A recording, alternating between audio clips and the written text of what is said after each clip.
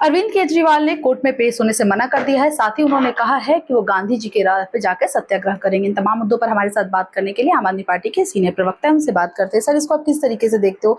इससे पहले उन्होंने याचिका भी दायर की और अब वो बोले हैं कि कोर्ट में पेश नहीं होंगे और वो गांधी जी के राह पे सत्याग्रह करेंगे।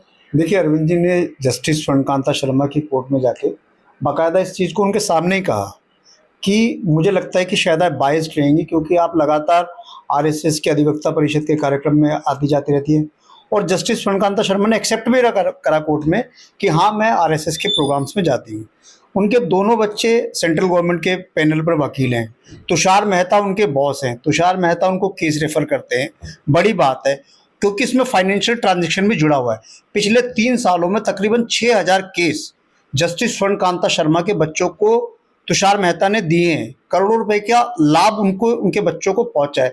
तो ये एक तरीके से कन्फ्लिक्ट ऑफ इंटरेस्ट है। उन्होंने कोर्ट में इन सारी दलीलों को पेश करा और उन्होंने कहा जज साहिबा को, जस्टिस स्वर्णकांता शर्मा को, कि मुझे लगता है कि आप मुझे जस्टिस डिलीवर नहीं कर पाओगी, तो आप इस केस से हट जाइए। लेकिन उन्होंने उनकी दलीलों को नहीं माना। उन्होंने कहा मैं ही केस सुनूंगी। और अरविंद केजरीवाल जी ने महात्मा गांधी जी के बताए हुए आदर्शों पर चलते हुए इस बात का निर्णय लिया है कि वो जस्टिस स्वर्णकांता की शर्मा की कोर्ट में नहीं जाएंगे, ना ही उनका कोई वकील वहां पर जाएगा।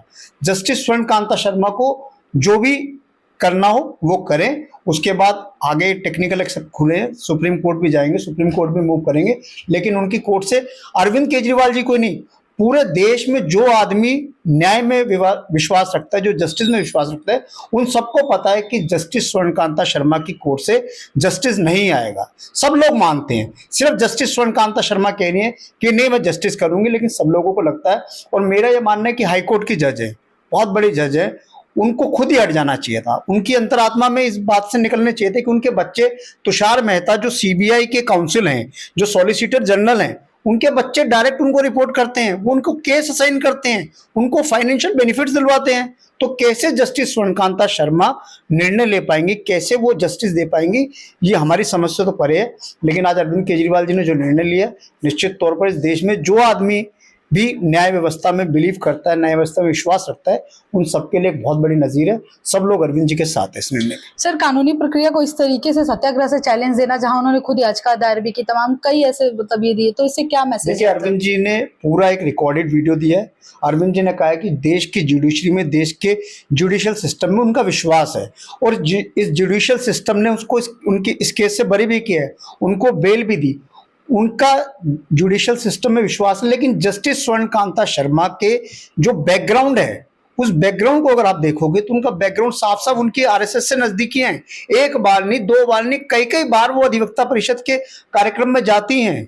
और आज तो तमाम भारतीय जनता पार्टी के लोग कह रहे हैं कि अगर आरएसएस से जुड़ी है तो इसमें गलत क्या है। भारतीय जनता पार्टी के लोगों ने जस्टिस स्वर्णकांता शर्मा को डिफेंड करना शुरू कर दिया है, कह रहे अगर वो आरएसएस से जुड़ी है तो इसमें गलत क्या है। आरएसएस की सरकार देश में चल रही है। आरएसएस और मोदी की सरकार ने अरविंद केजरीवाल जी पे झूठा केस डाला, और आरएसएस से जुड़ा हुआ आदमी कैसे जस्टिस करेगा? उसके ऊपर प्रेशर रहेगा, साइकोलॉजिकल प्रेशर रहेगा, मेंटल प्रेशर रहेगा, उसके ऊपर सरकार का दबाव रहेगा। कैसे आप उससे जस्टिस की उम्मीद कर सकते हो? चाहे वही बात की जाए कि आम आदमी पार्टी के सांसद बीजेपी में शामिल हो गए हैं, उनको विलय कर दिया गया और अब 113 सीट हो गई राज्यसभा बीजेपी को, इसको आप किस तरीके से देखते हो? देखिए, 7 सांसदों की सदस्यता तो जाएगी, क्योंकि ये इलीगल है, अनकॉन्स्टिट्यूशनल है।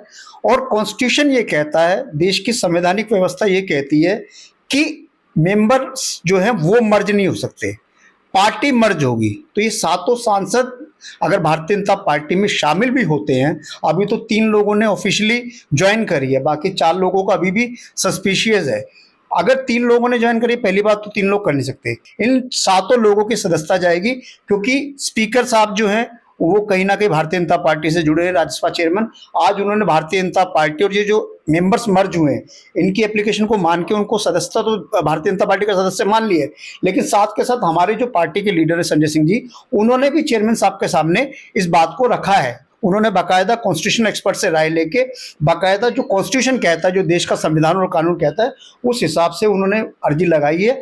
अभी एक बार स्पीकर साहब का निर्णय आने दीजिए, चेयरमैन साहब का, उनका निर्णय क्या आएगा उसके बाद फिर हम प्रोसीड करेंगे। अगर चेयरमैन साहब हमें जस्टिस नहीं देंगे तो we will go for supreme court. Supreme court तक जाइएगा। सर आखिरी सवाल सर, राघव चड्ढा ने सी स्मेल 2.0 को लेकर बयान दिया है, कहा है कि ये सबसे बड़ी आम आदमी पार्टी की ये जो गलत बात है, और दूसरी बात की जो अगर अच्छे लीडर भी हैं उनको भी ये भुगतना पड़ रहा है। देखिए, राघव चड्ढा को देश भर में इतनी गालियां मिल रही है, इतनी गालियां मिल रही है, इतने ट्रोल हो रहे हैं, लगातार उनकी फॉलोशिप नीचे जा रही है।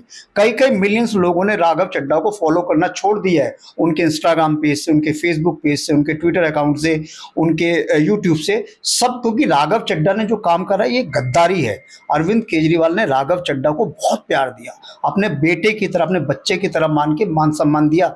26 साल की उम्र में पार्टी का राष्ट्रीय कोषाध्यक्ष बनाया, पार्टी का राष्ट्रीय प्रवक्ता बनाया, पार्टी की सबसे बड़ी जो कमेटी है पीएसी, हमारी पॉलिटिकल अफेयर्स कमेटी, उसका मेंबर बनाया, दिल्ली से सांसद का चुनाव लड़वाया, दिल्ली से विधायक बनाया, जल बोर्ड का वाइस चेयरमैन बनाया, राज्यसभा में सांसद बनाया। क्या नहीं दिया राघव चड्ढा को। और राघव चड्ढा ने अरविंद केजरीवाल की पीठ में छुरा घोंपा, राघव चड्ढा ने गद्दारी करी। इस देश के लोग राघव चड्ढा को कभी माफ नहीं करेंगे। राघव चड्ढा को तो अरविंद केजरीवाल जी के पांव धो के उसका पानी पीना चाहिए। अरविंद केजरीवाल ने इतने एहसान करे हुए हैं। राघव चड्ढा की अगर शादी भी परिणीति चोपड़ा से हुई है तो इसलिए हो कि राघव चड्ढा राज्यसभा के मेंबर थे। नहीं तो कौन राघव चड्ढा के साथ परिणीति चोपड़ा शादी कर रही थी? इसलिए क्योंकि वो राज्यसभा के मेंबर थे। उनका कद, उनका स्टेचर बहुत बड़ा बना दिया था अरविंद केजरीवाल ने। राघव चड्ढा को गलतफहमी है कि राघव चड्ढा अरविंद केजरीवाल या आम आदमी पार्टी का नुकसान कर सकते हैं। राघव चड्ढा में अगर हिम्मत है, वो दिल्ली के किसी वार्ड से चुनाव लड़के देख लें, वार्ड का चुनाव भी नहीं जीत पाएंगे। अरविंद केजरीवाल ने बहुत कुछ दिया राघव चड्ढा को।